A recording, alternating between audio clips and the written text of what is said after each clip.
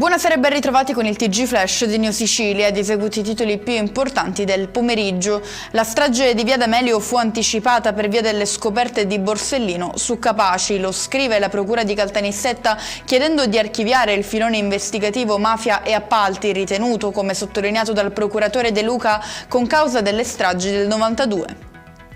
Dalla Regione arrivano 25 milioni per sostenere autotrasporto, agricoltura e pesca, lo ha affermato il Presidente della Regione Schifani, spiegando che la misura nasce con l'obiettivo di contrastare gli effetti del caro carburanti.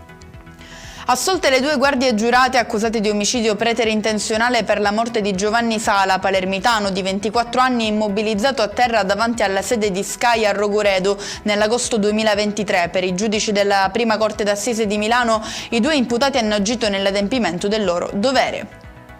Riparte oggi il collegamento Catania-New York operato da Delta Airlines. Il collegamento, inaugurato lo scorso anno come servizio stagionale, fa sapere la compagnia, verrà esteso anche all'inverno, allargando l'offerta dello scalo Etneo.